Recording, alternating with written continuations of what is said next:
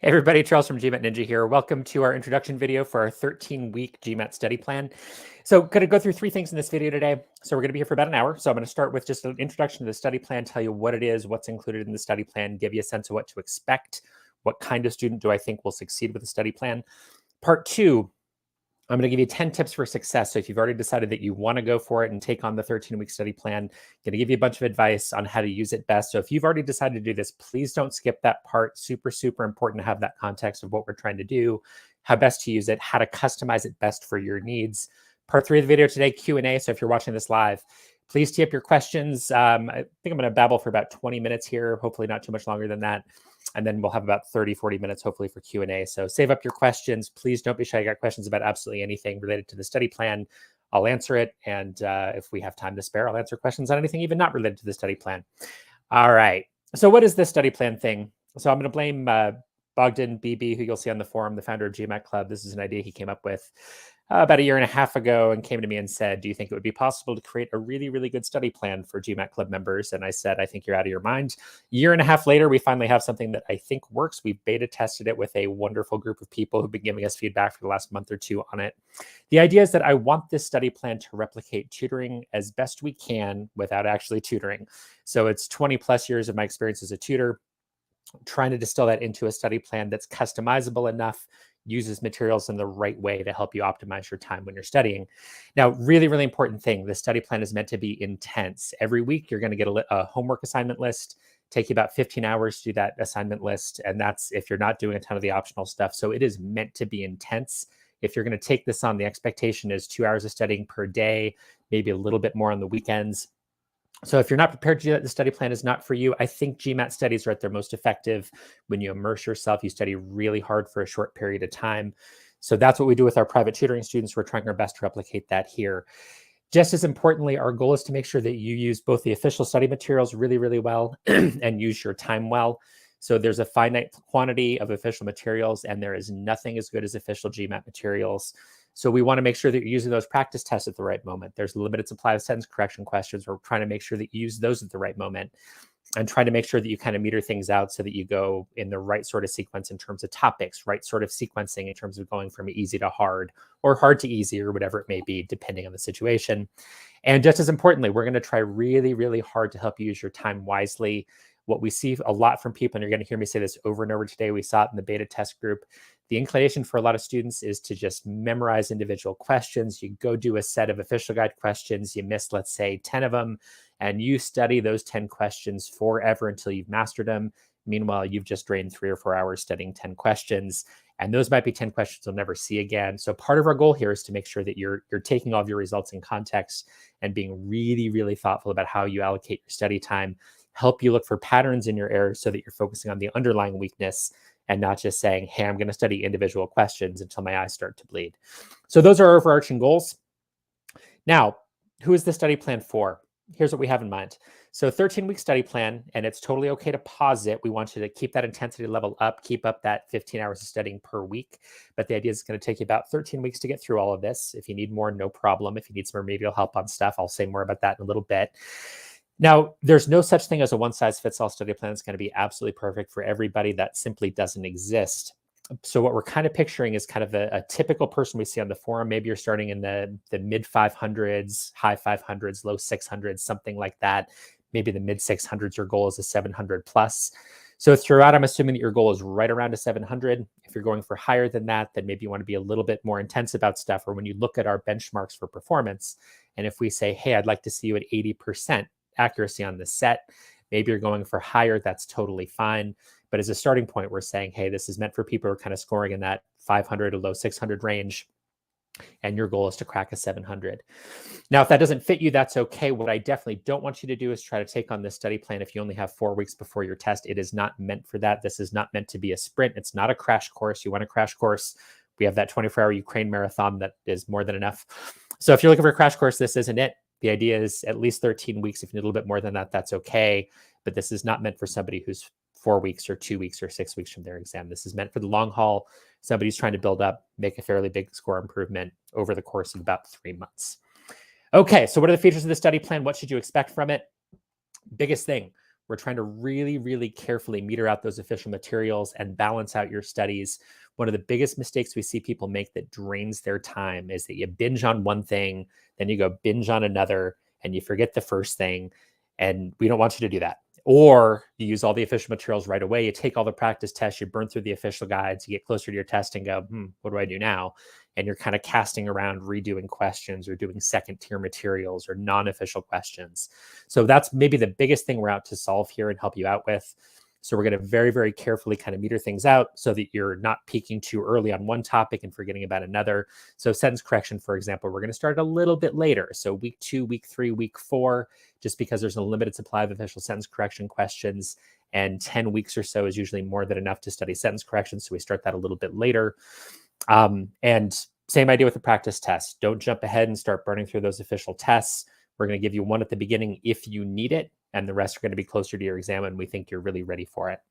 All right, thing number 2, we want you to focus on the biggest threats to your score. So what we see over and over, both with our private tutoring students, also on GMAT Club, is quant. What goes wrong? Most people watching, if you put the time in, you're going to get really, really good at quant. Maybe you won't be spectacular, but you're going to be at least pretty good. You can get there with enough time and effort, I guarantee it. Now, why do we still see disappointing quant scores? It's usually because your process isn't good. You're making careless errors. So right out of the gate, we're focused on, we want you to eliminate those careless errors. I'm going to give you really easy questions in the beginning. You're going to hate it.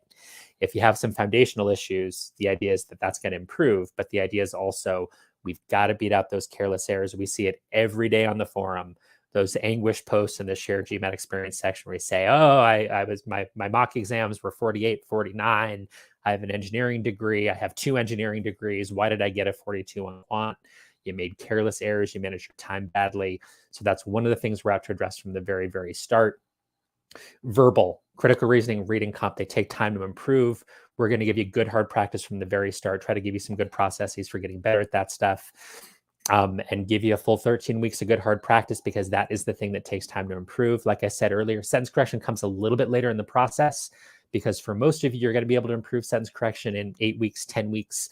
You don't need as many reps on it over time. And we also have a smaller supply of official questions.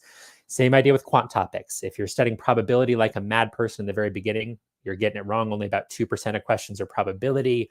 So we want to start with the things that are foundational. Algebra, arithmetic, and those aren't very sexy topics, I know, but if you have shaky foundations there, you got to address them right up front, first few weeks of the study plan. And then slowly we're going to move up to things that are less common. So we're going to start with the algebra and arithmetic, go through word problems, geometry, all of that sort of thing. As you get towards the middle of the plan, week 7, 8, 9, we get into some of the more exotic things, overlapping set statistics, probability, combinatorics, things that you're not going to see in huge quantities. Very little else builds on it. We don't want you spending a ton of time on it. Do it once you're a little bit further along in the study plan. So we want you to use your time really, really well. So we're going to spend a lot of time in our design of the study plan, making sure that you focus on the biggest threats to your score from the very beginning. We are going to give you tons of options. There's tons of optional stuff in there. We want you to be very aware of what you need and what you don't need. I'm going to say a bunch more about that in a few moments. Another very important thing we've been working really hard on at GMAT Club, Abhijit, Selby, BB, some of the others. We're trying to figure out ways to structure peer study groups that go along with the study plan. So if you need support, you need people to talk to, and everybody does, we're going to try to facilitate those study groups and help you find study buddies that are going through the same thing you are. Always good to have shoulders to cry on. Always good to be able to talk through your thinking. Always good to hear other people's ideas when you study. So don't isolate yourself. Fifth, email reminders are going to be a big part of the study plan. So if you need that thing in your inbox every week, you can just sign up. You can come to the forum every week. That's fine too. If you want to sign up for the weekly reminders, we will send you a stripped down version of that week's homework, as well as a link to the more detailed version. And finally, every week, we're going to give you a detailed guide to how to interpret your results. Now, that's going to be pretty wordy. I'm going to say a little bit more about that in a moment, but really, really important. Probably the biggest mistake, maybe not the biggest, one of the biggest mistakes, I should say, that I see from people who are self-studying is they really struggle to make sense of their results, might overreact to a couple of questions that aren't super important and kind of ignore this weakness over there that really is the thing driving their score. So we're going to try to help you every week with that. It's a tough thing to do if we're not working with you one-on-one, obviously, because I can't see exactly why you're making the mistakes. But we're going to give you a big wall of text. If you're not sure how to think about your results, read through that. It'll give you some guidance on how to think about it. Is your result good? Is it bad?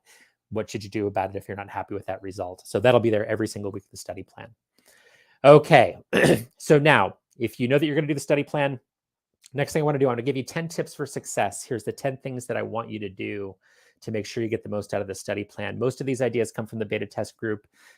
So again, if you're in the beta test group and you're watching this, thank you so much, you guys. You guys have been absolutely amazing. So things that I realized I wasn't communicating well enough in the study plan. Part of the purpose of this video is to make sure that you have these things in your mind right up front so that you can make the most of the plan. All right, thing number one, going to talk about scores a little bit. Thing number one is I want you to understand your needs, and I want you to understand them deeply and really think about them before you start binge studying.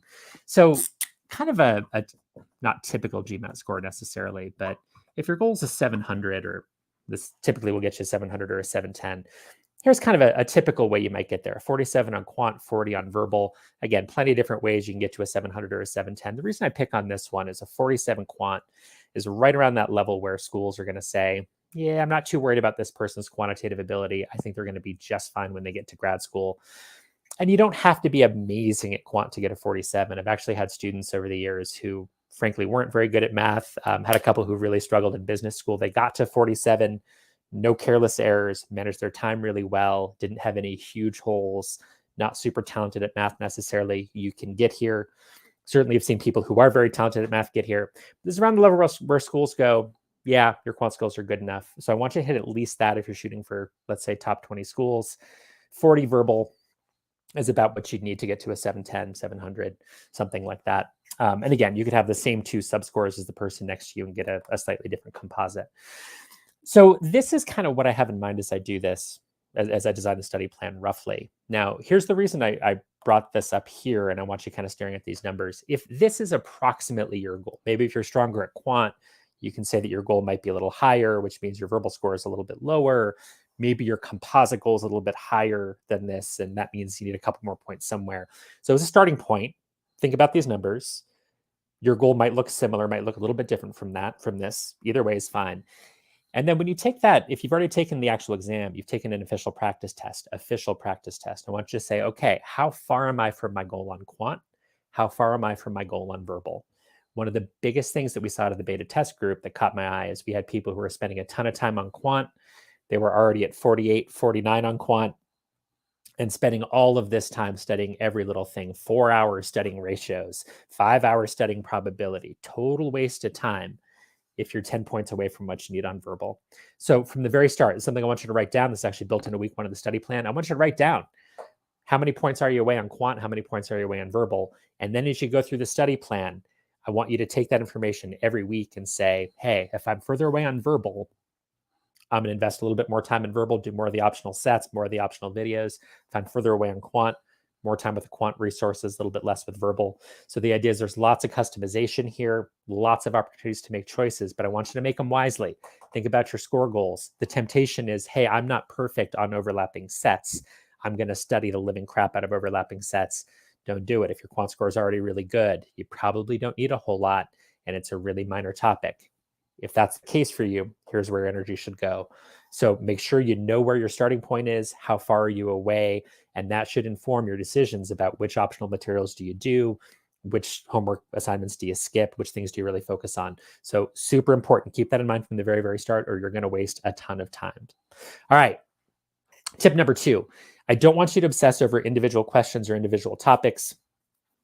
And here's the big study mistake here is that we see people who just obsess over individual questions. You want to go to the forum, you read these explanations, verbal in particular. So you think about, hey, I struggled on this critical reasoning passage, for example, and you might spend 20 minutes trying to make sense of it. You go read every explanation, some of which I've written that are up on GMAT Club, and you go, yeah, now I understand it. What have you really accomplished? You're never going to see a question exactly like that again. Is it helpful sometimes to read those explanations? You bet.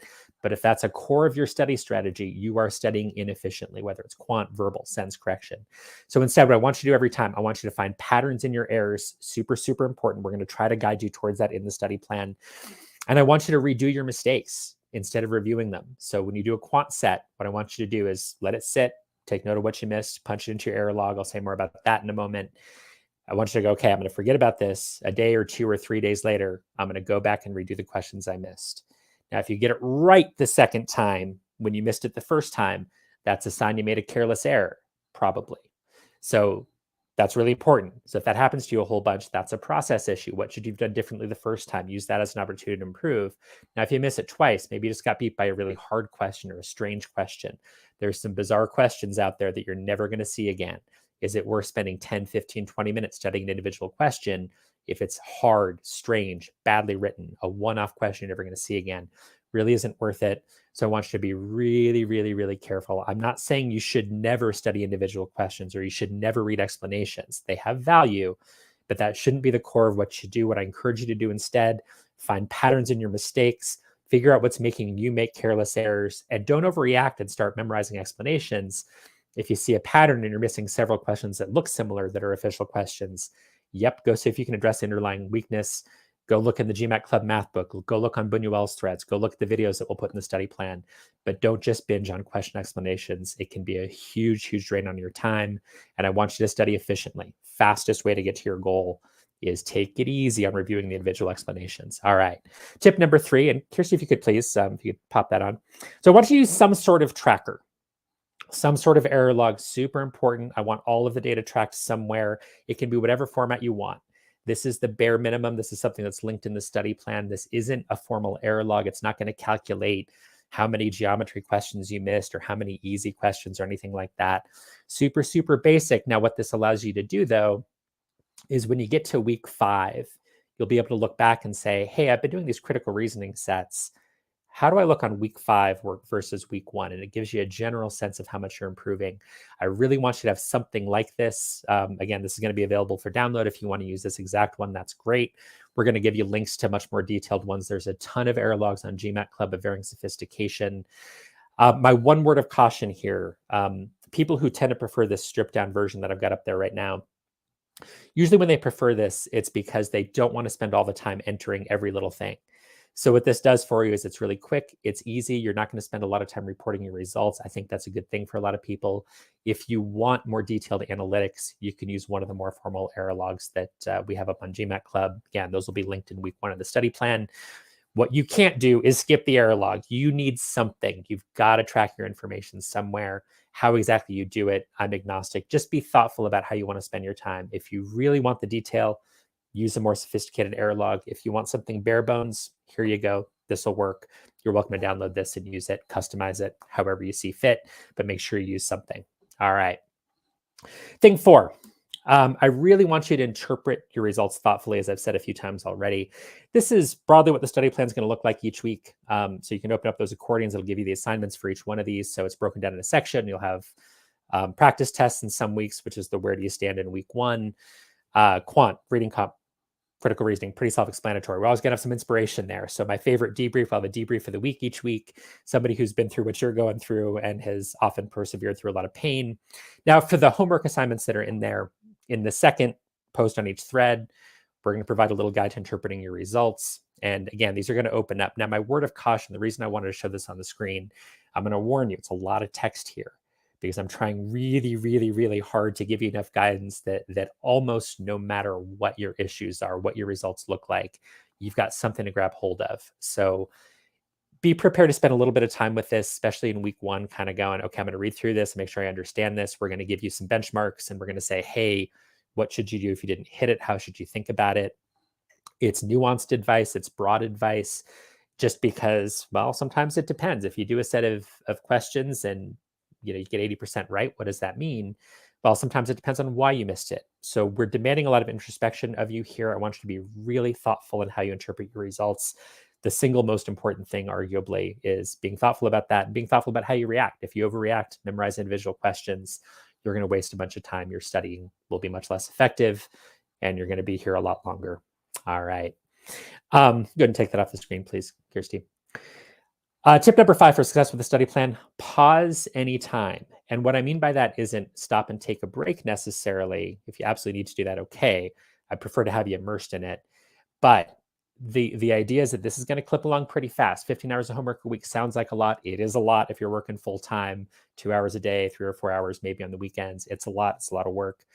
But at the same time, the GMAT covers so much ground that might not be enough for you to make as much progress as you need to quickly enough. If you have some struggles with remedial sorts of things or basic topics, if you need extra practice on reading comprehension, for example, maybe early on in the study plan, you go, you know what, I'm not hitting the benchmarks. I'm going to spend a bunch of extra time reading, maybe watch some extra videos. That's totally fine. Quant, same thing. We're going to assume that you're up to speed fairly quickly on, for example, algebra, which I realize is a broad topic. Now, if you need more time with that and you go, hey, I'm really getting my butt kicked here, pause the study plan, spend a week or two. There's always going to be plenty of resources baked into the study plan. Take a week or two, address your weaknesses, come on back. You can always do that. We actually really encourage it. It's going to be really, really easy to fall behind if you have a big weakness somewhere. If you need to pause, take an extra week. So week 3 of the study plan might turn into 2 weeks for you, where you take that material, you spend a bunch of extra time with the videos, do a bunch of extra work on your weaknesses, and then come on back for week 4. You'll just be a week behind everybody else, but that is not a problem at all. The study plan's available absolutely anytime. It can be very much self-paced. So if week 3 takes you 4 weeks and there's a really good reason to do it, no problem. I just want you to make sure you keep up the intensity. Don't pause just for the sake of it. Pause with a purpose. Make sure you're addressing something specific with a plan, prepared to come on back to the study plan. All right, tip number 6. Another big one. I want you to go beyond the academics. So one of the things that I heard right away from the beta testing group is, hey, I'm getting frustrated. I'm getting tired. I'm getting burnt out. It's something we see all the time on the forums. Again, those anguished debriefs that we see. Oh, my mock exams were 720. Why did I get a 640?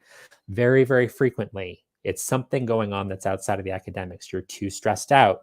You're not sleeping well. You're not taking good enough care of your body. You're getting frustrated. And all of those things are totally normal. It happens to almost everybody. Everybody at some point wants to quit. Everybody gets exhausted. Everybody gets stressed out. You are not alone in that. We're going to put some things in the study plan to encourage you to think about things like diet and exercise and sleep and test anxiety above all. Meditation is a really good tool for a lot of people. You'll see plenty of debriefs over the last year or two where test takers say, yep, started meditating, really, really helped me. So pay attention to those resources, super important, and really watch out for burnout. If you're starting to get burnt out, take a step back and go, what do I need to do to refresh myself? Not the worst reason to pause if you need to. Take a week, get your mind right. You're not going to learn anything if you're a burnt out, stressed out mess. So pay attention to your body, take good care of yourself. Very related thing. Big piece of advice that came up from the beta group was, if you're a morning person, I would strongly recommend studying for 2 hours in the morning, be done for the day. So wake up, do your couple hours of practice, go to work, do whatever you're going to do. Don't think about GMAT for the rest of the day. Staying balanced is really important. That's what's going to make you a better test taker, sharper mind, better at reasoning, better at reading, better at everything. So if you're a morning person and you can kind of keep those study hours contained, wake up, bang out your practice, be done for the day. That's the holy grail. If you're not a morning person, that's okay. But think very carefully about when you want to study. It's a really, really important thing, very easy thing to overlook. And hey, if your best time of day is in the evening, that's great. But be really thoughtful about when exactly you're going to do it, when you're going to be energized, focused, at your very best, and still able to get to bed on time. So really be thoughtful about all of that. It's a huge, huge factor in how well you're going to perform on test day. All right. Item number 7. And if I could have the slides again, please, Kirsty. Thank you so much. So I want you to be really patient with yourself. Now, this is a graph from GMAT themselves from about 10 years ago, I think. So it's older data, but I don't think anything's really changed a whole lot since then. Average repeat test taker. So if you take the GMAT, retake it, on average, you improve by about 30 points. You can see the breakdown here by kind of your starting level. So if you're already starting at a higher level, you're less likely to make a big gain. So if you're in the 600s, the average person who starts in the 600s retakes the GMAT, only gains about 20 points. Average person who starts in the 500s retakes, only gains about 30 points. So I want you to be patient with yourself. The GMAT is designed not to be coachable or not to be preppable. It takes a long time. I can't just teach you a bunch of little tricks that are going to make you better right away. So be patient with yourself. Verbal in particular for a lot of people, if reading is a struggle, if you have a hard time getting through hard passages, it's going to take you some time. Progress is slow. Sometimes progress is uneven. I'll have a lot more to say about that in the study plan. But I just want you to know, hey, you can look on the forum and you're going to see the occasional oddball who says, hey, I gained 300 points in 4 weeks by eating a really good breakfast or something silly, right? And that's unusual. You're not going to gain several hundred points in a few weeks. Progress is usually very, very slow. Stick with it. Statistically, Yes, the odds are stacked against you as a test taker. You put the work in, you can beat the odds. We see it over and over and over. But I don't want you to come in and expect, hey, it's going to be instant, 100 points instantly. It takes time. That's what the data says. So be patient with yourself. Be nice to yourself when you struggle for the first couple of weeks. Cool. Don't criticize yourself too much. Try to turn off that inner critic. Keep working at it, and you're probably on track. All right, you can go ahead and take that down, please, Kirsty. All right, tip number 8, be patient with the process itself. Already brought this up a couple times. There's limited resources, especially for verbal practice tests in particular. I do not recommend non-official verbal tests. They are not going to be part of the study plan. It is so hard to reproduce the precision of official questions. GMAT spends thousands of dollars on each question. So non-official verbal tests, not a great idea. Sentence correction as well. I want you using official materials. We're going to use them very, very carefully. Please don't jump ahead. There's a reason why we're slow playing some of that material. It's because there isn't a lot of it. We want you to use it at the right moments. If you burn through all the sentence correction questions in the first 3 weeks, you're not going to be in great shape in week 13 when you run out of stuff to practice. So that's why a lot of it's there. Please be patient with that process. We will publish, the first 13 weeks over the next 13 weeks. If you need to look ahead to get a sense of what we're doing, I guess that's okay. But just be aware that it's all coming. Sentence correction's coming. If you look at it and go, hey, it's week 3, I haven't seen probability yet. Don't worry. It's all coming. It's all going to be in there. So please be patient with that as well. Tip number 9, don't isolate yourself, please. Stay connected. That's why we're doing study groups. Don't try to do this in a vacuum. One of the other themes that we see when we look at the English debriefs on the GMAT Club forum, hey, I stopped seeing my friends. I stopped seeing my family. I got frustrated. Talk to people. Talk to other test takers. So what the community is about. Use the community. We're trying our best to build that into the study plan. So don't isolate yourself. One of the best things you can do is have a study buddy. You see that in some of the successful debriefs. So please, please don't isolate. Use other members of the community. Study with other people as much as you can, or at least have some shoulders to cry on. It's really, really good for you because it's going to get hard. And tip number 10, just embrace the challenge, you guys. Embrace the pain. It can get really hard. It's going to be hard. You're probably going to want to quit. It happens to everybody. My very favorite debriefs on the forum of all time, and you're going to see these throughout the study plan, it's folks who studied for 2 years, 3 years, 4 years, went through the ringer, really, really struggled. They got through it. You will get through this. You will succeed at this eventually if you put the time in. It might be really easy, quick, pretty for you. It might not be. Whatever it is, embrace it. Embrace the personal growth, and just understand you're going to have ups and downs. That's why we encourage you to make friends in the community here, and make sure you have people to talk to when you get frustrated, because I can guarantee somebody else is getting frustrated too. All right. That's it. So those are 10 tips for success if you decide to do the study plan. So from here, I'm going to open up to questions from the live group. I don't know if there are a lot of people here. Oh, we've got tons of questions. All right. So if you're watching this not live as the intro to the study plan, I'm okay if you stop here. Thank you for sticking with us through the 28 minutes. The rest of this might be helpful, might not. I have no idea what I'm about to say. So thank you for sticking with us, for those of you who are doing this as an intro, and have fun studying.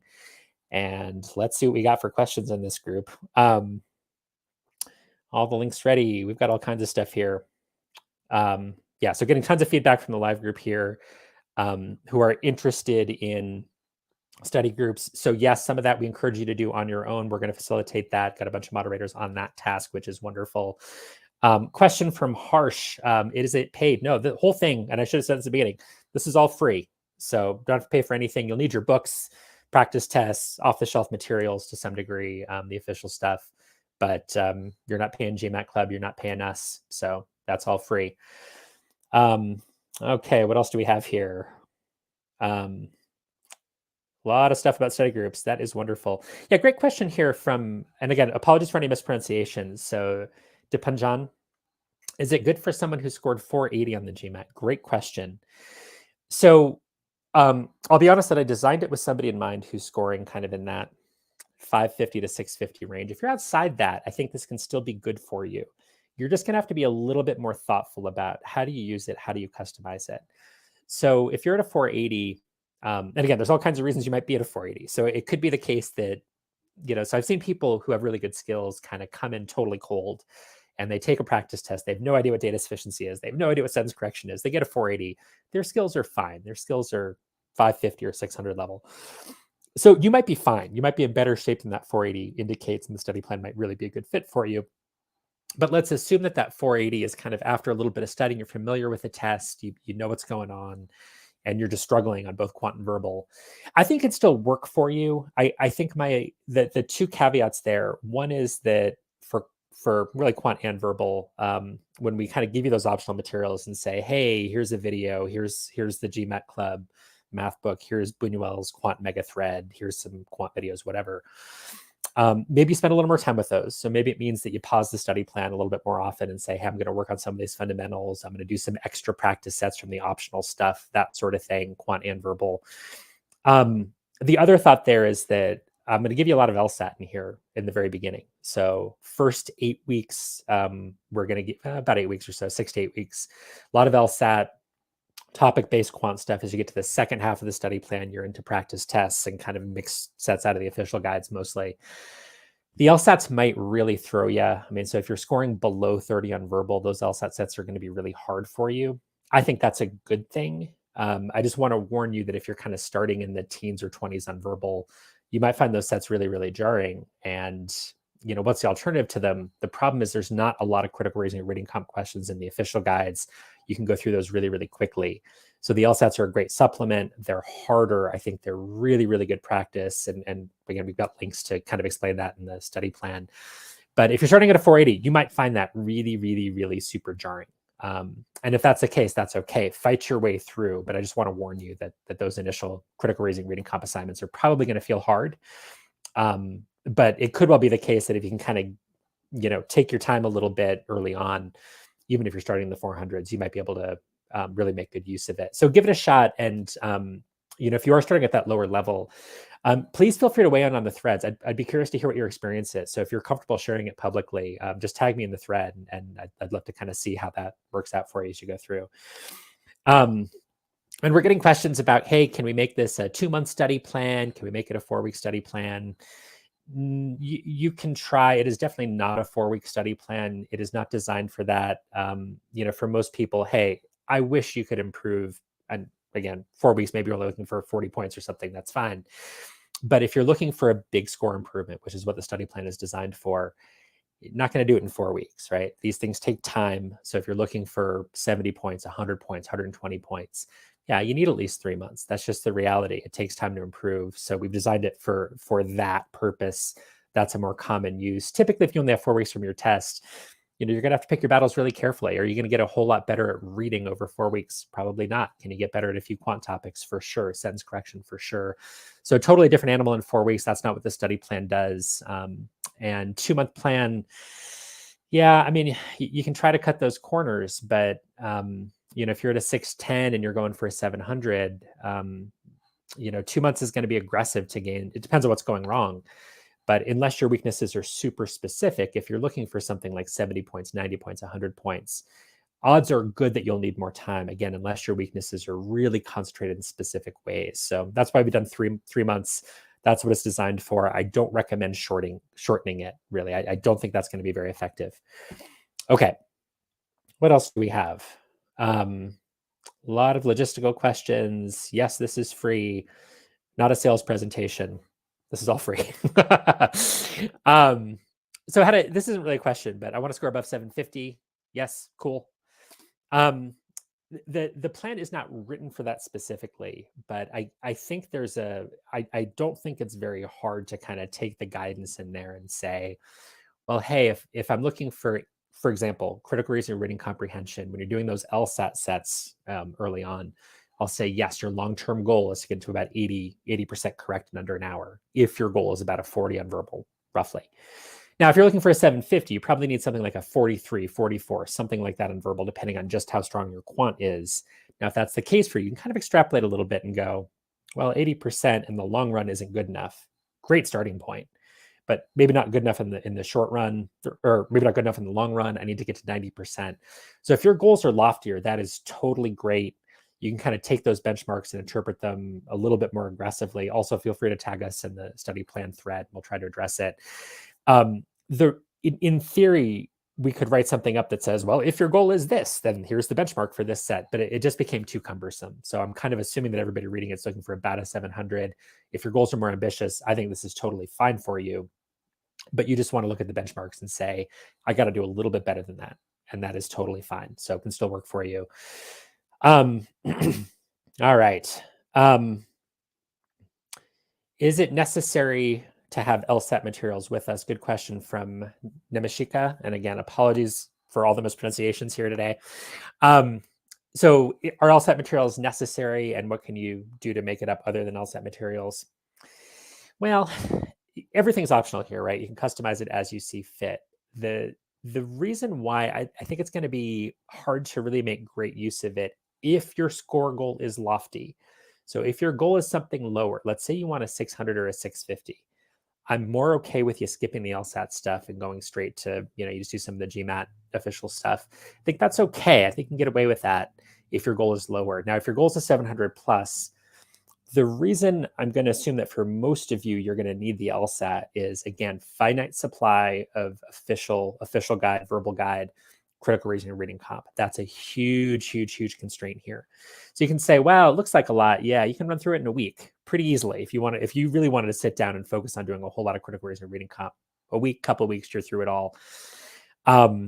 So I think you're going to need a supplement. The other issue there is if you're shooting for that super high score, 40 plus on verbal, a lot of the questions in the official guide aren't going to be hard enough for you to get a good challenge. Are they good for you to do? Sure.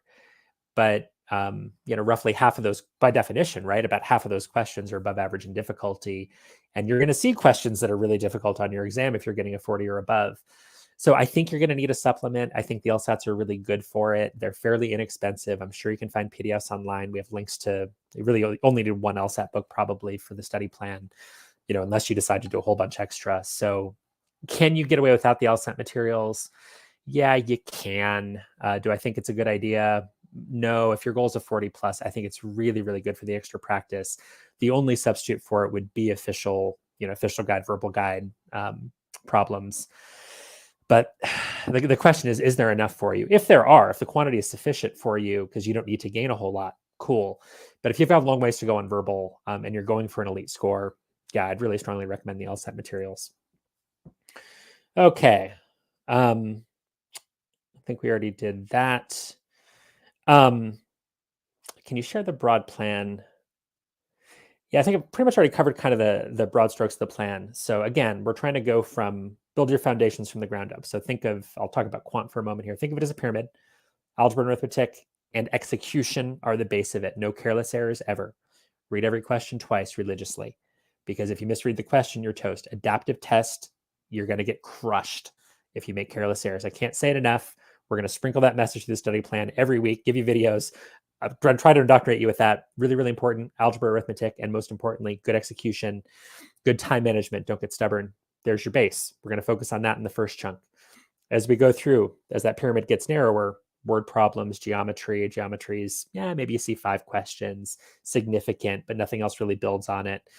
As you get to things, as you kind of go up that pyramid, things that come a little bit later in the plan, kind of in the middle weeks for quant, rates, remainders, you'll see a remainder question or two, maybe overlapping sets, probability, combinations, permutations.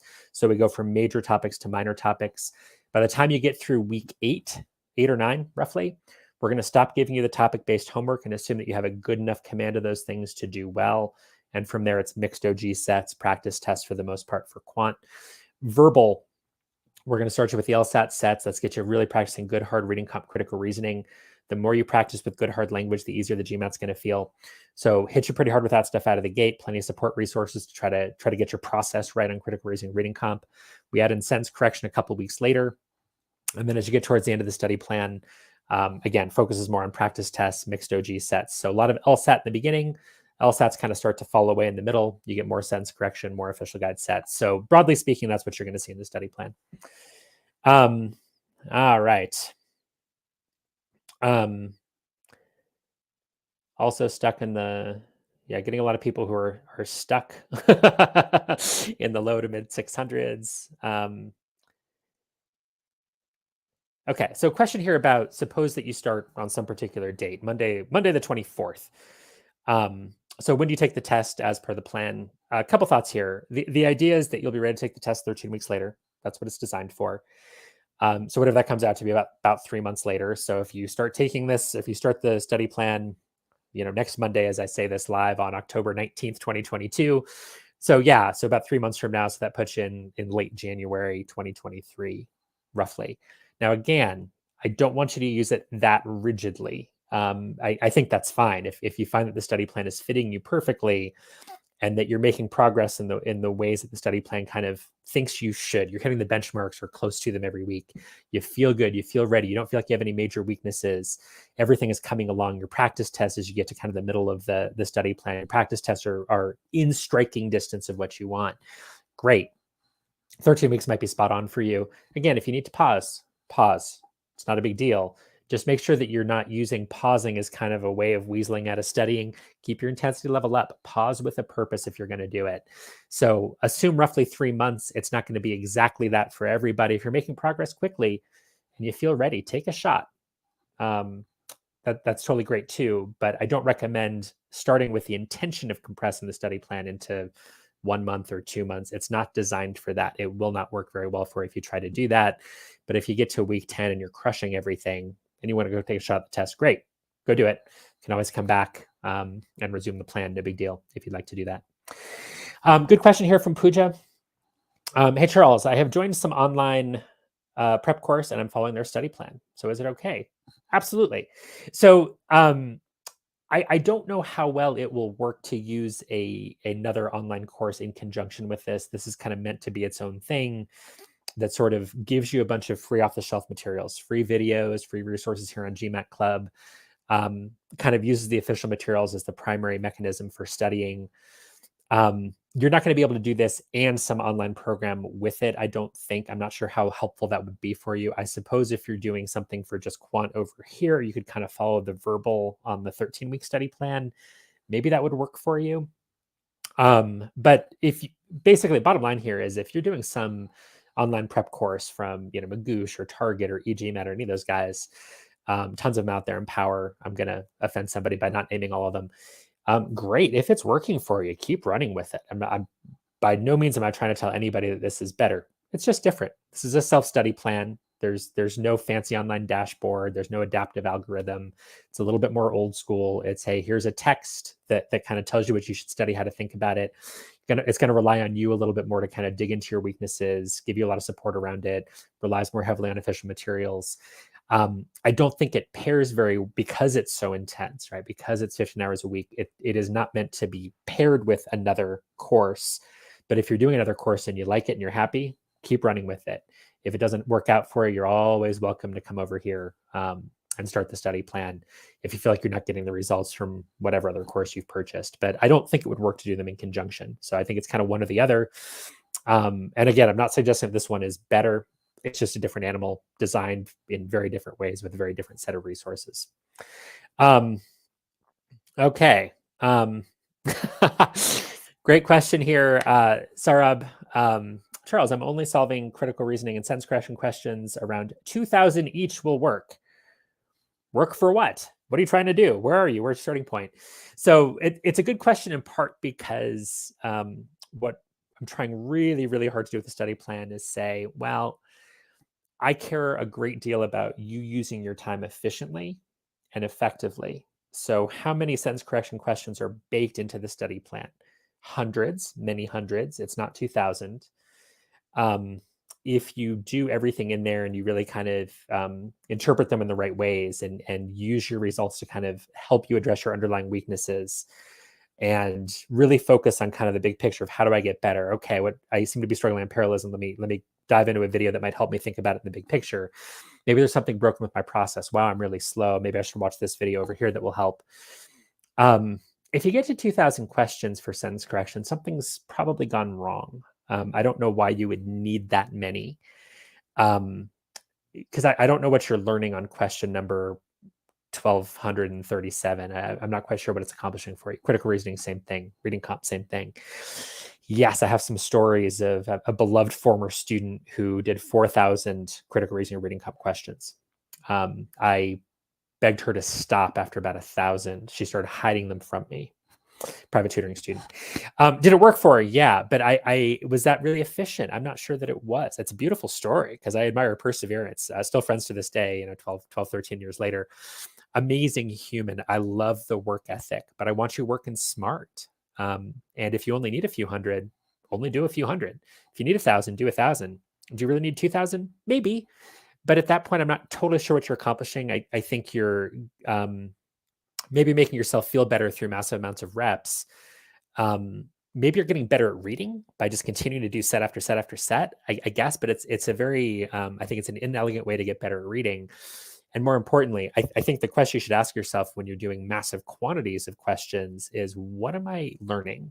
What exactly is the skill I'm improving with question number 1,301?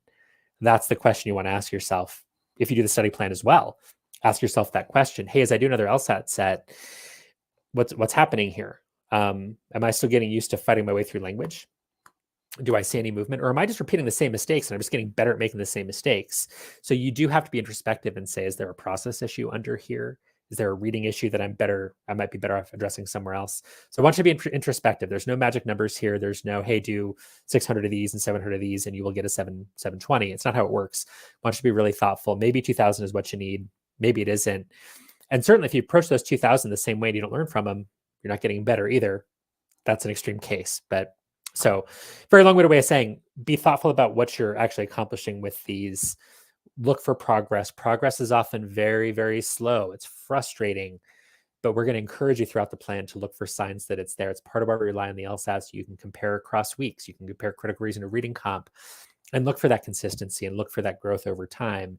And it might be small from week to week, but over 5 or 6 weeks or 13 weeks, we hope that you're seeing enough growth that you can go, hey, look, my errors are down by 10 percentage points, 15 percentage points, and that's what matters.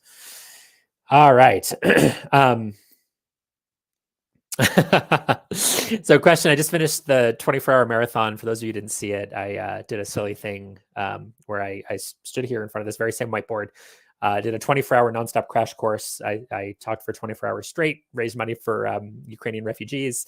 So the question here is, I just finished the 24-hour marathon. What do you suggest I do next when I only have 1 month before the exam? Yeah, there's a lot of these similar questions to these in here. And the quick answer here is there's no magic bullets. You've got to be introspective about your weaknesses. And that can be a really hard thing to do just because question quality varies and ESRs are limited tools. But the question is, if you only have a month, you can't do everything. So you've got to figure out, hey, what are the places where you can gain points? Is it time management? Is it maybe working on your mindset and maybe you're too anxious taking the test? Sometimes those things matter. Sleep. Maybe it's that sense correction is a weakness. Great. You can do a lot on sense correction in a month. Maybe it's specific quant topics. Great. Maybe it's eliminating careless errors. That's great. Reading critical reasoning can move the needle in a month, but it's harder. It's just reality of how those are, that it typically takes more time. That's okay. Embrace that pain. Okay. Oh, wow. Tons of questions here. I love it. Thank you so much for these, guys. Keep them coming. I don't know if we're allowed to spill over here, but I'm happy to if there's enough questions. All right.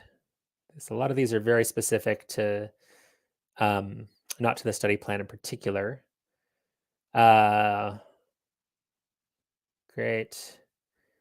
Yeah, so good question here. Will there be tasks every day over email to complete? Not exactly. There's a study plan divided up by week, not by day. Partly because as soon as we try to make it that granular, boy, that is just a recipe for people getting derailed, because there is no way you're going to keep up with the exact stuff in the study plan for more than about 10 days. And it's going to get really frustrating. So one of the other things that we expect out of you that you need to bring to the table to be really successful with the study plan is, I'm going to give you a week's worth of stuff. You figure out your calendar, allocate it however you need to make the week work for you.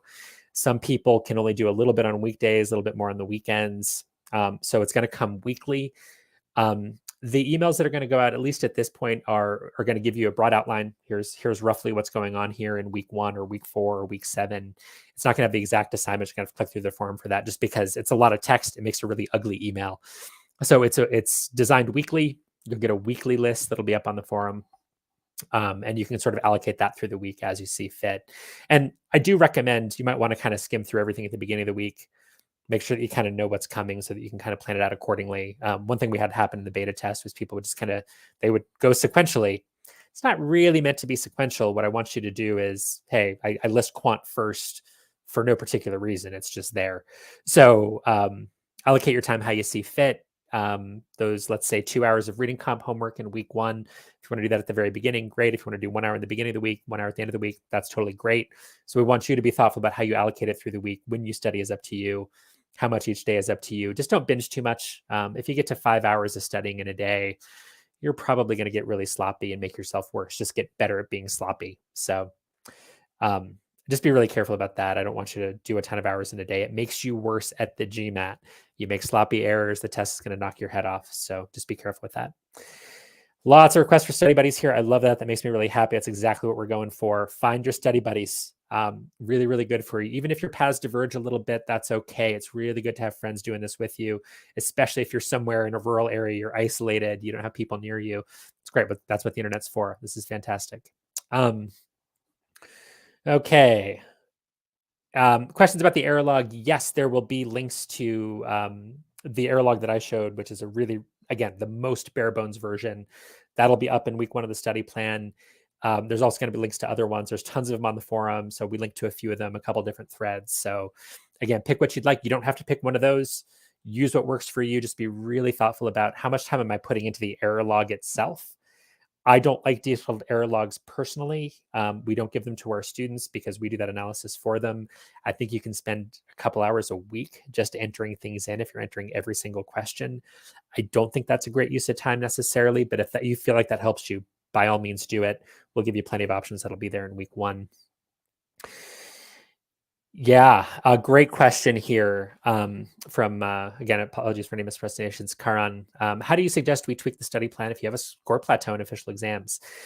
I guess it depends on what you mean. I'm kind of assuming in part that a lot of people who are starting the study plan already are at a score plateau. So that's baked in a sense if you're already there. Really, as you get into the study plan and you're doing those official practice tests, again, one at the beginning, if you haven't already done one, we'll save the rest for kind of the last 6 to 8 weeks of the study plan. If you see a score plateau, you're not happy with your score, again, we're going to give you that guide to interpreting your results every week. So you want to look there and go, okay, how do I think about this? And really, when we talk about score plateaus, what are they? Really, it's maybe there's a weakness you haven't identified or you haven't addressed. That's it. You're engaging in the same behaviors you've been engaging in, maybe making the same careless errors or making the same time management errors. Maybe you really are at a plateau and you've just maximized your skills. And the question is there a skill that you can build more? Is there something in quant you can get better at, something in sense correction, something in reading comp? So really it's trying to figure out what's that weakness that you haven't identified yet.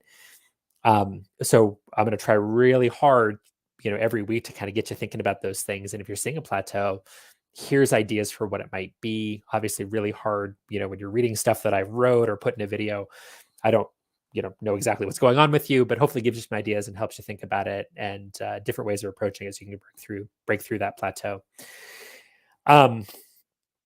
So, okay, there's piles and piles here. And Kirsten or Abhijit, I don't know if we can run over to answer more of these questions. You can shoot me a message in the private chat when you have a moment.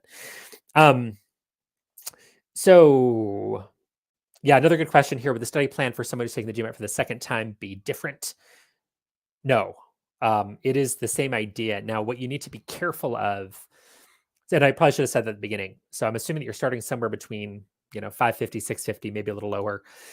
But if your goals are more ambitious, easy enough to customize, just hold yourself to a higher standard on the benchmarks. But it's kind of agnostic to whether you've taken the test before. I think implicitly, I often picture people who've already taken it before because that's, who we typically meet on GMAT Club. Yes, there are people running around who have not taken it who tend to weigh in.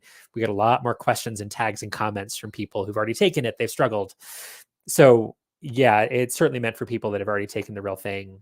The only issue there is that it might be the case that some of the materials are things you've already done. It's part of why we lean on the LSATs as much as we do for verbal. So one thing you could do if you've already exhausted the official guide or the verbal guide, and we say this in the study plan, use an older edition. So if you've already done the 2022 editions of the official guides, for example, go get OG 12. Go get the second edition of the quant guide and verbal guide. Most of the questions will be new to you. They're not significantly different from the current exam. So you might have to get a little creative with that sort of. Absolutely. If you've taken the test a bunch of times, great. You're in the right place. No issues there at all. Yeah, another really good question that I should have addressed earlier. This is fantastic from Chen. Thank you for this. Charles, if I'm able to spend more than 15 hours a week, what else can I do on top of the original plan?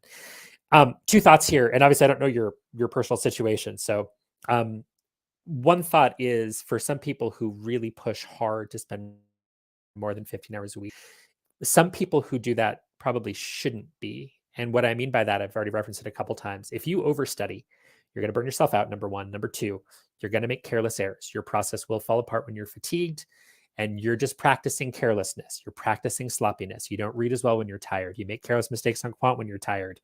You're not going to notice that parallelism in the sentence correction question when you're tired.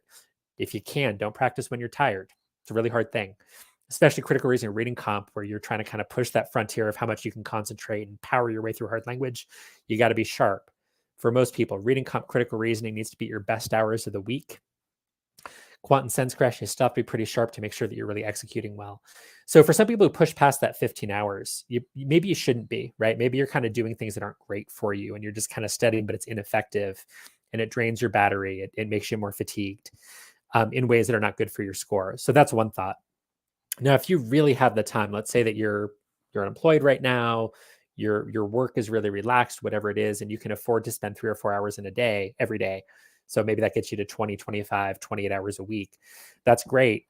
I'd be okay if you go faster. And one of the things that's built into the study plan is there's a lot of optional stuff there. So if you want to do extra sets from the forum quiz, from the links that I'll provide to random sets, go for it. If you want more time with the videos, go for it. You want extra LSAT sets to get more reps on critical raising reading comp, go for it. It's actually really easy to add to the plan. I don't really recommend doing a bunch of outside stuff in addition. The plan has more than it could keep you busy for 25 or 30 hours a week if you're doing a lot of the optional stuff. Just be careful. Don't burn yourself out. If you're doing stuff when you're fatigued, just to be tough, don't do it. So if you're studying, so my bachelor's degree was in economics. Yeah, if you were studying for an econ exam, you could study for 12 hours straight and you're learning something in hour number 12 that's going to help you on the exam. You may not be learning as much in hour 12 as you learn in hour number 2, but you're learning something. GMAT does not work that way. It's totally the opposite. You've got to get really good at executing. And if you push yourself too hard, you're going to execute less well. So just be careful. And again, Chen, in your particular case, maybe you're in perfectly great shape to spend 4 hours a day and have it be really great, sharp hours. If that's the case, wonderful. Tackle more of the optional stuff. No problem there. You could even take liberties with the definition of a week. So if you're kicking butt, you feel like you've mastered everything in week 1 in 5 days, turn the page to week 2. Nobody's saying you have to start on Sunday and end on the following Saturday night. So you can customize it. There's no problem there at all. Just be careful. Don't burn yourself out. Don't get sloppy. Super, super important. Okay.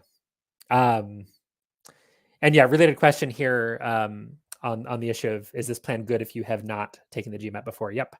It's great if you've never taken it. It's designed for either somebody who's totally new, in which case you're going to be using materials the right way from the very start. That's fantastic. If you've never studied, we are thrilled to have you do this. If you have studied before, really the only logjam there is going to be that some of the materials might be things you've seen before. And we've tried our best to kind of remedy that through the design of the plan. Older editions of the official guide might be your best bet. But yeah, either way is fine. It's pretty agnostic to kind of what your starting point is there. Okay, question here on adaptive tests. This is a really good one. So what adaptive tests can you do? So there is nothing as good as the official tests. I think hopefully you all know that if you've made it through an hour of this video. So the plan is kind of built around using those effectively. If you need other adaptive tests beyond that, I think they're really good for quant. That's going to be baked in. It is, I've written the plan in a way that's agnostic to the question of which test should you do. GMAT Club, I love the people who created the GMAT Club quant tests. So I will throw that name in every week when there is a non-official test. But if you want to use a variety, that's fantastic. It might actually be the best thing for you. No non-official practice test will ever be as good as the real thing. You've got to take the scores with a grain of salt. I strongly recommend against using non-official verbal for anything. Non-official quant test, good. Practice your time management. It's really good. You're going to see it in the study plan. I don't care which one you use, though, really. If you want to use a variety, that's fantastic. They're all going to be flawed in slightly different ways. So if you want to juggle those around, I think that is absolutely fantastic. Okay. Wow, there's a ton of questions here, and this is fantastic. Advanced error log. Okay. Some of these are specific to people's situations. I'm going to skip some of those for now. How to deal. This is great. And again, apologies for mispronunciations, Rini. How to deal with test fear thinking, which is not letting me book a test or take an official mock, even after spending a year just studying. Not confident of how to overcome this. Thank you so much for asking the question, and thank you for being so transparent about it. Yeah, that's actually something that video is supposed to be on the study plan. So I will say that I put in a lot of resources, videos, articles. There's a quiz that'll help you think about anxiety and kind of get started thinking about like, hey, what are the different components that are leading me to be fearful of this test, and what things might I do to overcome it? And there's no magic bullet. It's a really hard thing. It's a personal thing.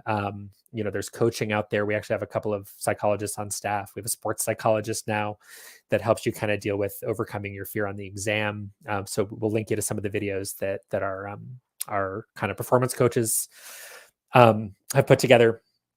So it's a really big issue, and feel free when you see, if you want more of those resources up front, because we're going to release the weeks of the study plan basically one a week over the next 13 weeks, and it'll just be up there on the forum for all eternity. Feel free to tag me, Rini, on the forum, and I can get some of those resources right away. Either on the week one study plan thread or somewhere else. But bottom line for the study plan, that stuff's going to be baked in. For anybody worrying about that stuff, yes, please think about it up front. There's a ton of things you can do. None of them are magic bullets. Meditation helps a lot of people. There's something called a reset routine. We're going to have videos that discuss that a little bit deeper in the study plan. How to think about anxiety in general. What is it? How do you overcome those fears? A lot of that content's going to be there. But Rini, if you want some of that right away, just tag me on the forum and I'll get you some links. Okay. Study plan. This is fantastic. Thank you so much for all these questions, guys. Question: when is the next 24-hour marathon? I hope it happens before the end of this month. No, there will probably never again be a 24-hour marathon, at least not by one person nonstop. Terrible idea, but all those videos are still up. So you can watch those anytime. You can see my face start to fall apart, my hair get grayer very quickly over 24 hours, my voice start to go, my neck got red, all kinds of stuff. But so the 24-hour marathon's still there. Anybody who's watching this, don't do that to yourself. I had a sore throat for a week. My wife almost divorced me. Don't do it. Okay. Great question here from Mr. Great One 234. For folks interested in pivoting to the GRE, what are the transferable concepts and skills test takers care from their GMAT? Love the thoughts, particularly for verbal. This is a bigger topic and certainly worthy of another video or whatever. Like how would you transfer from one to the other? I'm sure that video has been done by many people. Almost all of the skills are transferable, frankly. I think more so than we like to think, because the two tests feel very different when you take them, I think. And I think that's experience for most people, is they feel very, very distinct from each other for a lot of reasons. I won't get into the details. But really, what's the quant about on the GRE? It feels less difficult, but it's execution. No careless errors. Manage your time well. If you can do those things, you're going to be in great shape. Same thing I say about the GMAT. GMAT feels a lot harder than the GRE, but the skills are essentially the same. Some differences in the topics covered, less depth on the GRE, more depth on the GMAT for quant. But if you've done pretty well on GMAT quant or done okay on GMAT quant, and you can take that, execute well, no sloppy errors, read carefully, manage your time wisely, allocate your time efficiently on the GRE, you're going to be in great shape on GRE quant. It's going to feel easy to you as well. Again, the key though, no careless errors. It's really going to punish you for those. Verbal, yeah, at its heart, both tests are about how precisely can you read and think about what you just read and reason based on it. Even sentence correction, I think, is that, because it's so meaning heavy. Yes, there's some grammar you can learn that is useful, but at its core, it's, hey, what's the difference in meaning between these two answer choices? So that same is true for the GRE. The only big difference for GRE, the only thing that is not transferable exactly, is when you get to those vocabulary-based questions on the GRE. Boy, do those feel jarring when you've done GMAT. But even that is kind of like sentence correction in a sense, where it's much more about kind of understanding the context of the question. doing your best with the vocabulary. I never recommend memorizing a bunch of vocabulary. That's another issue for another day. But bottom line, answer to your question, I'd say 80 to 90% of the skills you learn for the GMAT are going to transfer nicely to the GRE, maybe more than that. So yeah, if you need to make that switch, there's not going to be a ton of sawdust on the floor exactly, unless you've sort of overstudied sentence correction. That'd be the only thing that you really kind of waste, in a sense, is the grammar side of it. Okay. I think we're finally making some headway here. Tons and tons of comments, makes me happy. A lot of it is just folks getting together in groups. Keep doing that forever. It is absolutely great. Yeah, there's a question here about how long will it take to reach 760. Yeah, all those kinds of questions, guys, it is just a question of context, right? So if you want a 750, 760, the reality is you're going to need to be a super precise reader on verbal, and you're going to have to be really, really good at quant. It ends up being the case that I don't want to oversimplify a little bit. You can be great at quant versus just very, very good. It only adds a little bit to your score. Verbal, there's really no way around the fact that to get to a 750, 760, 770, you've got to be great at verbal, which means you have to be a really, really super precise reader. And that's a really high bar. And that's one of those things that, can you get better at it over time? Yes. Can it be taught through, hey, I'm going to sit here and I'm going to make you a much better reader. I'm going to make you a 760 level, a 99th percentile reader by teaching you things. Not exactly. You got to read a whole lot. Get really good at reading. Takes a long time. You might already be there. So typically when we see people get to that 750, 760 mark, that precision's in there. The reading skills are there when you read a passage, a paragraph, a sentence, you're able to get the precise meaning, and you're really good at that. That fundamental skill is there. Now we can teach you the rest in theory, whatever grammar you need for sentence correction, how to approach things to maximize your performance on reading, critical reasoning. Certainly all the quant, that's much more learnable if you're willing to put in the time. But the time it takes for somebody to get there, we certainly have plenty of students who get to 750, 760, 770, even had a couple 780s come out of here.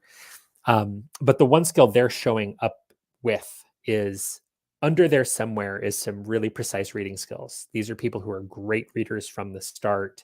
They might not be performing well. They might not know what to do with those reading skills, but it's usually in there.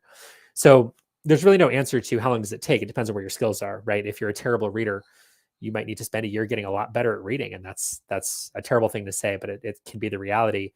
If your reading skills are already pretty good, maybe it's a matter of kind of getting used to reading these types of texts. And maybe that can happen for you in a few months. Maybe you're just that super talented person that rolls out of bed and you can do it in a few weeks. So it just depends on the person. But I would say that if you're going for that mid to high 700s kind of score, yeah, reading precision is almost always the biggest hurdle for people that are trying to pursue that and are struggling. Unfortunately. Okay. Please send some motivation. Thank you for that stuff. Since it's a study plan video here, there's going to be motivation every week in the study plan. Maybe the choices of those debriefs won't be your cup of tea, but I'm always going to pick on folks that I think have really overcome something that I think will resonate with a lot of you guys. And so every week, that's one of those things that's going to feel like a throwaway, like, oh, I got to read that silly debrief. Click through to it. Don't do it in a time you would necessarily spend studying, especially if it's a longer debrief. That's something you can read when you're sitting on the bus, sitting on the train, getting ready for bed, whatever, sitting on the toilet, whatever you're into. But read those. I think some of that inspiration really helps, just because, again, you can kind of see the highlighted posts on GMAT Club and people are crushing it. Yeah, I studied for 6 weeks. I got a 740. This test's easy. And it's like, no, it probably isn't for you. Otherwise you wouldn't be here. So read that stuff. Hope it helps a little bit. Lots of it out there. All right. Yeah, best resource to study verbal. Again, baked into the study plan a little bit from Shantanu, and again, apologies for mispronunciations. What are the best sources to study verbal? Can practice questions, but I'm confused about how to study verbal. Too many online resources and hence confused. Yes, welcome to the modern world. So I don't want to pretend that the resources I've chosen for the study plan are the best or the only thing. They certainly aren't the only thing. It's what I thought cohered best with how I was designing the homework. So if you decide to do the study plan, Yeah, I'm going to give you the things that I think are the best starting points. Some playlists for, sense correction, reading, critical reasoning, some articles if you need them, videos you can pick on if you need additional work in a particular area. So, and then for practice resource, again, official questions always, LSAT for critical reasoning, reading comp, be careful with the sentence correction because we have a limited supply. That's all baked in. But I don't want to imply that what I've designed here is better than what some other test prep company has done. That's not fair. It's different, right? This is meant for self-studying, self-guided, something that you can kind of choose your options, adapt to it, make good choices. You're going to get a lot out of it. There's plenty of other courses out there. There are plenty of other companies that have put out, GMAT Ninja on our YouTube channel. We have basically a full free verbal course that's we're finishing up the critical reasoning. Everything else is there. We've done similar things on the GMAT Club channel. We're not the only ones to do that sort of thing. So tons out there. If you prefer a different resource, different company, knock yourself out. But study plan is kind of meant in part to answer your question, not necessarily which one is best, but hey, here's something that I think works. Is it going to work perfectly for you?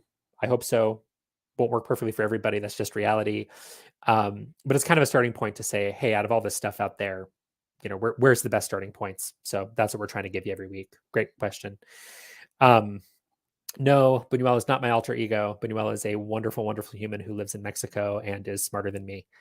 And I love answering that question. Go watch hour number 24 of that Ukraine marathon. Buñuel kicked my butt. Love that guy. All right. Great question here. And again, as always, apologies for mispronunciation. Sushil, will there be emphasis on some questions which are kind of an exception, really difficult ones? Awesome question, because the answer is no. Very deliberately no. Because if it is some kind of exception, how likely is it that you're going to see it on the test? And one thing that I want you to think about very consciously if you're doing the study plan is, hey, this question that you're looking at, let's say it's a quant question. And let's say that it's, I'm thinking of a rate question that appears in the GMAT prep and it has a quadratic in it. And I want to say it's like a boat that goes one direction down a river and then comes back at a different speed. And there's a variable in it. And I remember when I first saw that question about 15 years ago, maybe, I struggled on it. And my students all struggled on it. And I was like, I'm going to write a bunch of these questions and put it in our practice sets. How many others like it are there? There's about, 5,000 questions, official questions, quant questions that have been released, 4,000, 5,000, somewhere in that ballpark when you include the practice tests. How often have we seen a quadratic in a rate question? Once, twice, maybe 3 times? That's it. So you can look at that question that's really difficult, kind of an exception, even if it's official, and you can study the crap out of it and kill yourself over it. Why? What have you accomplished when there's a 1 in 5,000 or 1 in 2,000 chance you're ever going to see it again? So no, you don't want to spend time on those things. You want to look for broad patterns, and it's really seductive. And I've gotten sucked into it so many times over the last 20 plus years. Can't even begin to tell you where there's some question that captures my imagination when I see it on the actual exam or practice test, official guide. But you've got to kind of step back and go, did I miss 3 questions that were similar? Then I might have something that I need to work on. That's me. That's an underlying skill that's really going to matter. If I miss one weird question, is this a great use of my study time? If you enjoy it, spend your time. But it's not efficient for most of you. And again, you're going to miss a ton of questions. That's how the test is designed. It's trying to find the level of question at which you get about half right, half wrong. You're going to miss a lot. You're going to miss hard questions. You're going to miss weird questions. Embrace it. It's part of the exam. Okay. Yeah, another good question here. Do you have plans to share the entire study plan at one go or a 3 weeks plan at a time? So in the beginning here, as I'm talking about this in October 2022, we're going to release them 1 week at a time. And the reason is they've all been written already.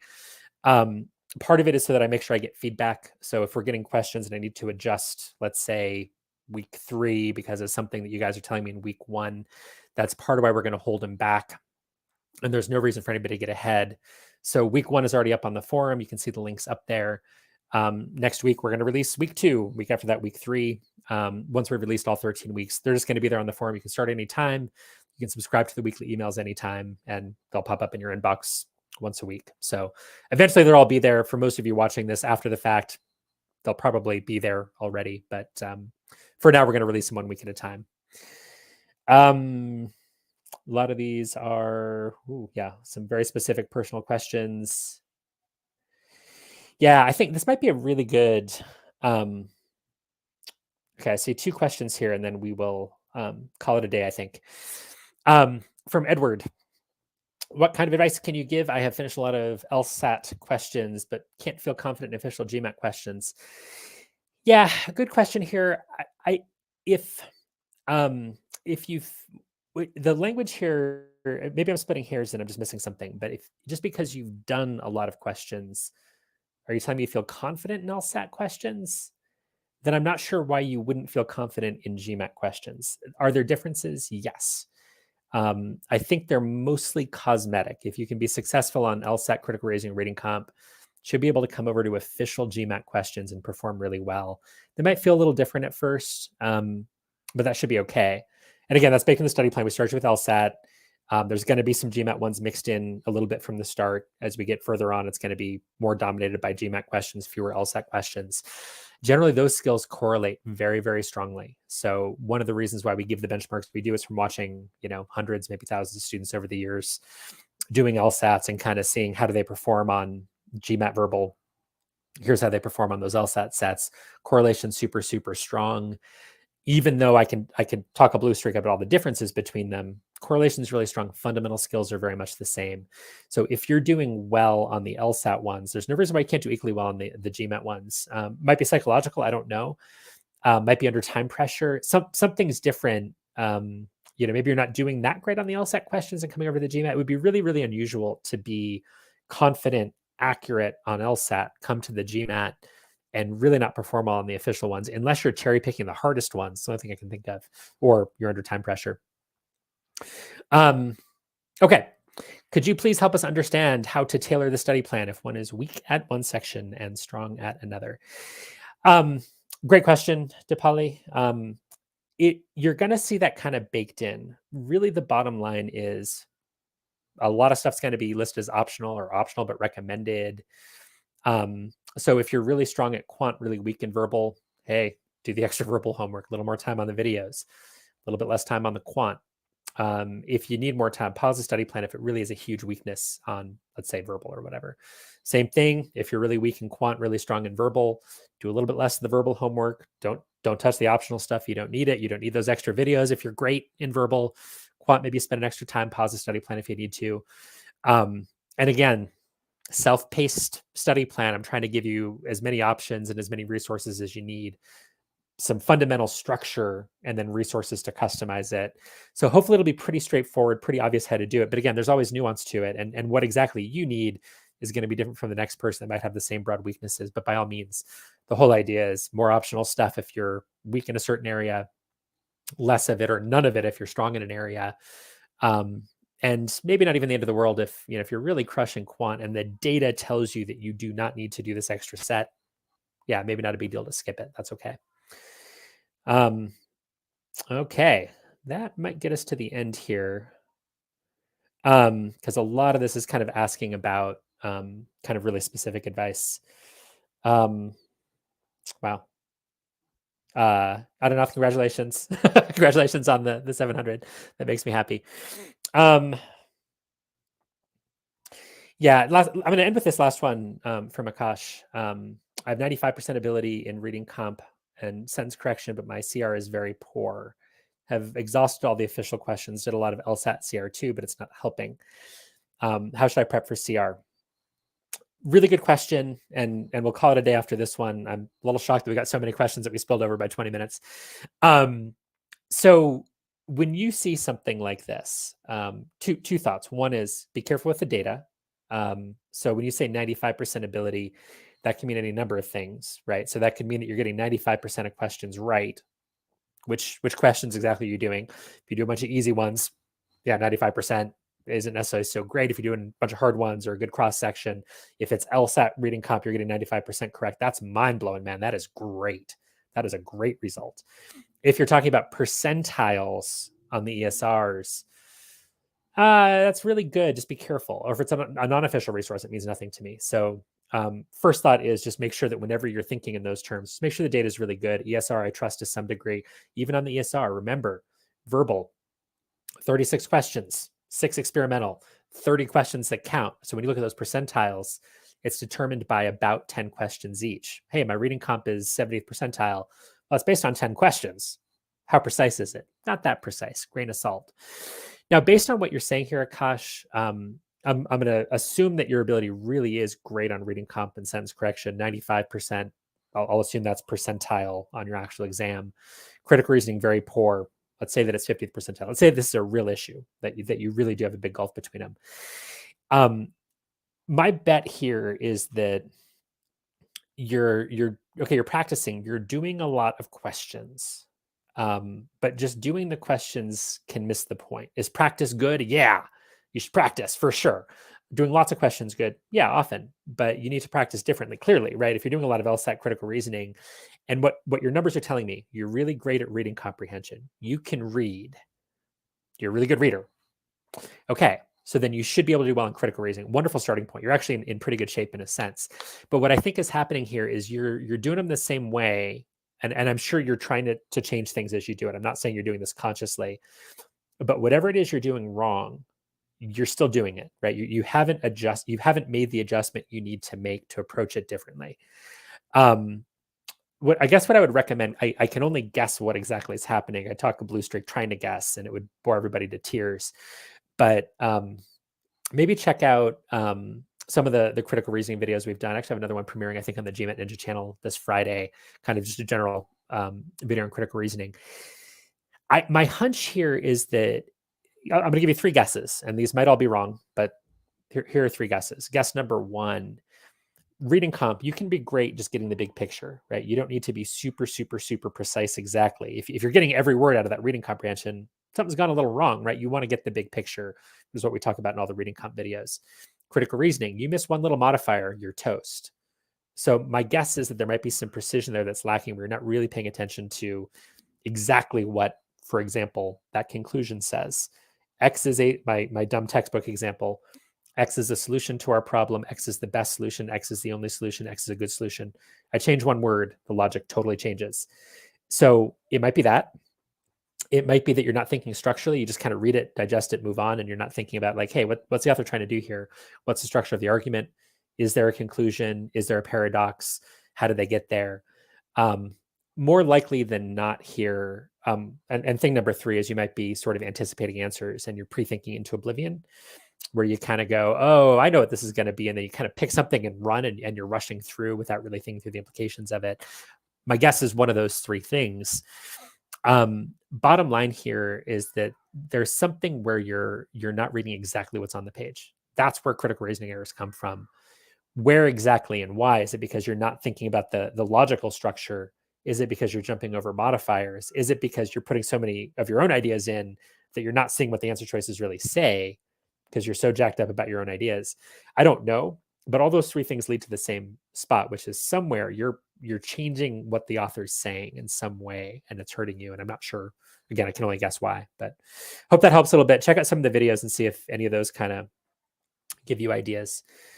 Okay, I think that probably is enough. So thank you everybody for joining us, especially in the early going here. If you've been watching us live, especially in the early going, we're trying to hone this thing still. Been through a round of beta testing, but please, if you have comments, thoughts, we can't incorporate every idea. Obviously, the study plan can't be everything to everybody, but if you have feedback, just tag me on the forum and the study plan posts, and I will do my best to take your advice into account for future rounds of it. We'll keep updating and trying to make it better slowly. So thank you everybody for watching, and have fun studying.